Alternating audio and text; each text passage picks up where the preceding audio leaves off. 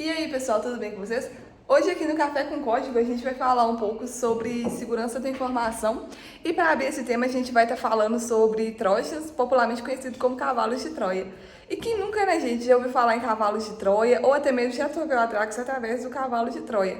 Mas e aí, você sabe definir o que é um cavalo de Troia, como identificar, de onde vem e para onde vão? Isso que a gente vai ver hoje nesse vídeo. No poema épico de Virgílio, a Eneida, o inteligente estrategista de guerra grego chamado Ulisses cria um plano para colocar seus homens dentro de uma cidade murada de Troia. Em vez de destruir ou escalar as muralhas da cidade, Ulisses vê outro caminho para entrar lá, enganando-os. Soldados troianos observam enquanto os gregos parecem se afastar, deixando para trás um gigante cavalo de madeira como sinal de rendição. Bêbados da vitória, os troianos levaram o cavalo para dentro de suas muralhas, apenas para descobrir depois que Ulisses e seus homens estavam escondidos dentro dele durante todo esse tempo. Como o seu homônimo, os ataques por cavalo de Troia, ou simplesmente Trojan, utilizam a enganação e a engenharia social para ludibriar os usuários desavisados a executar programas de computador aparentemente benignos que ocultam os motivos maliciosos posteriores. Como que a gente pode caracterizar um Trojan? Às vezes as pessoas pensam no Trojan como um vírus ou um worm, mas na verdade não é bem assim, né? É um vírus, ele infecta os arquivos e pode se auto-replicar pelo seu computador, destruindo arquivos, programas, livros, filmes, enfim, qualquer coisa que ele encontrar pela frente. Só que os worms, como a gente já falou anteriormente, são um tipo de malware semelhante ao vírus, mas não precisam ser anexados aos outros programas para se espalhar. E aí a gente anota uma certa diferença. A maioria dos vírus agora são vistos como as ameaças tradicionais, e os worms também, só que eles ficaram um pouco mais raros. Embora de vez em quando ainda surjam por aí algum aplicativo novo ou algo viral que sempre está acontecendo aí pela internet. Então o que a gente pode fazer? É o seguinte, pensa no cavalo de Troia ou Trojan como um malware, mas ele não vai atuar sozinho, porque é um termo genérico. Você pode ter vários tipos de Trojans. E dependendo da intenção do programador criminoso que fabricar esse Trojan, ele pode ser como canivete suíço de hackers agindo como malware autônomo ou como uma ferramenta para outras atividades, como a entrega futura de payloads para comunicar-se posteriormente com o hacker ou para deixar o sistema aberto à mercê de ataques. Da mesma forma que os soldados gregos fizeram dentro da fortaleza de Troia. Em outras palavras, o Trojan é uma estratégia de entrega em que os hackers usam para entregar qualquer número de ameaça, desde ransomware, que imediatamente existe dinheiro, ou até mesmo spyware, que a gente vai falar daqui a pouquinho, que se esconde enquanto rouba as informações valiosas, como os dados pessoais e financeiros. Tenha em mente que Adware e Pups, que são os programas potencialmente desejados, podem ser confundidos com Trojans porque o meio de entrega é bem semelhante. Por exemplo, às vezes o Edge entra no seu computador como parte de um pacote de software, como às vezes você baixa um programa e vem o Chromium, que é o navegador Chromium, que é o Google Chrome azulzinho. Cara, aquilo é horrível de desinstalar, você tem que baixar um programa de terceiro para conseguir desinstalar, e vem dentro do pacote de software. É porque a gente acha que está baixando o software, mas na verdade vem 2 ou 3.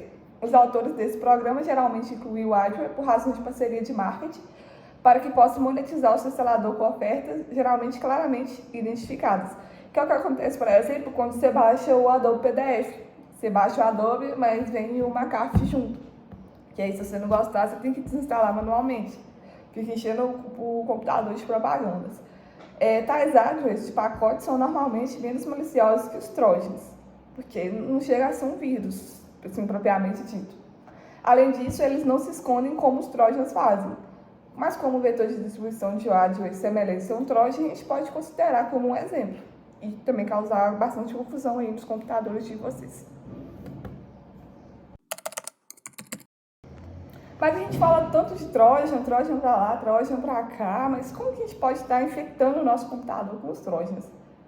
Ele pode aparecer com qualquer coisa, software, uma música, um vídeo que você baixa, pode ser literalmente qualquer coisa. Anúncios de navegador e aplicativos aparentemente legítimos. Qualquer tipo de comportamento insensato do usuário pode levar à infecção por Trojan. Por exemplo, baixando aplicativo craqueado, Word craqueado, Windows craqueado. Cuidado, hein, gente. As promessas de uma cópia gratuita e legal de um software podem ser atraentes, mas o software craqueado ou gerador de chave de ativação pode ocultar um ataque de Trojan.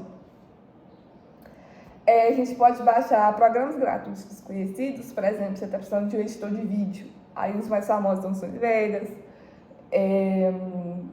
aqueles do Adobe também, mas são softwares pagos, aí você busca uma alternativa gratuita para facilitar a sua vida e pode ser um Trojan escondido também. Abrindo anexos infectados, principalmente via pendrive, acessando sites suspeitos e qualquer engenharia social que se disfarce aproveitando das últimas tendências. Eu vou convidar agora o nosso colega Matheus Ferreira para falar um pouco do Trojan e do spyware que ele desenvolveu. Ele vai mostrar para vocês. Então, Ferreirinha, vem para cá. E aí, pessoal, então, eu vou estar explicando aqui para vocês um spyware que eu desenvolvi com alguns códigos do Stack Overflow e de um outro site lá. A proposta desse vírus, em teoria, é bem simples. Ele vai realizar a coleta dos sites que a gente está visitando. Então, que ele está carregando o Trojan dele, que foi mais um efeitozinho. Na verdade, deixa eu fechar aqui, porque ele tem que ser executado como administrador, porque o Windows não deixa a gente fazer isso se ele não for executado como admin. Aí, beleza, ele vai carregar o Trojan. E a partir disso, assim que ele carregar, ele vai começar a realizar a coleta dos IPs que o computador está acessando na rede. Lembrando, o computador não tem só um método de acessar a rede. Aqui ele já está fazendo a coleta.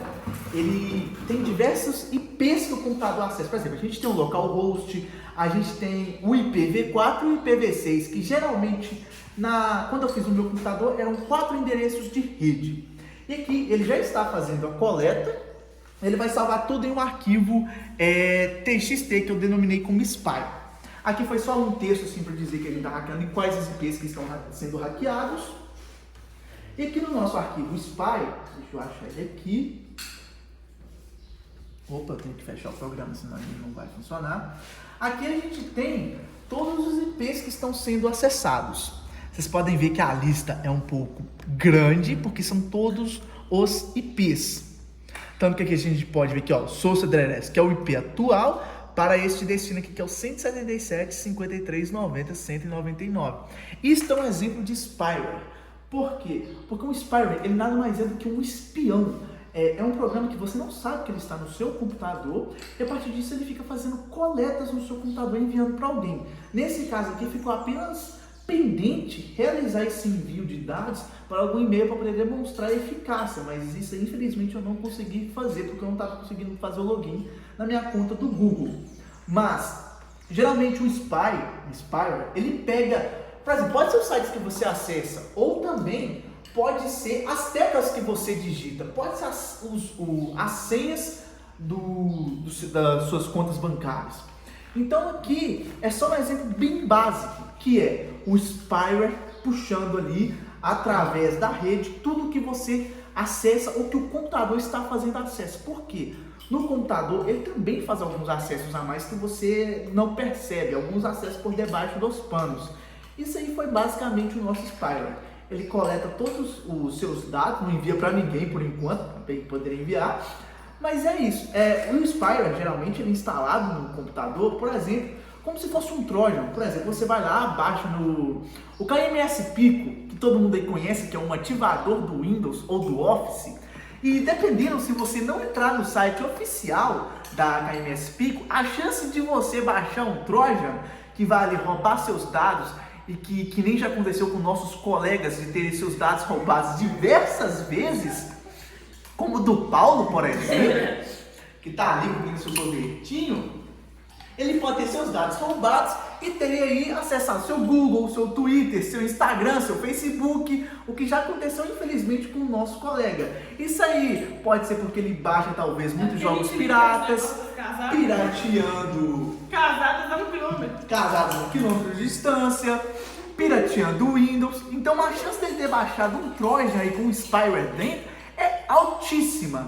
E quando o spyware está no seu computador, é muito difícil de você localizar ele, porque ele pode estar em qualquer lugar do seu sistema. Então a forma mais simples é você colocando ali um antivírus pago, que geralmente resolve, ou então, que o nosso colega Paulo fez, formata o PC. E em último caso, se não resolver, taca taca fogo nele. Te garanto que não vai ter nem como roubar os dados. Igual o Mr. Robert, a série do Mr. Robert. Então é isso, pessoal. Esse aqui foi o nosso exemplo de spyware que a gente trouxe aqui. No caso, eu desenvolvi, 30% eu desenvolvi, 70% foi do Stack Overflow. Assim que nem a gente tem a frase do nada se cria, tudo se copia.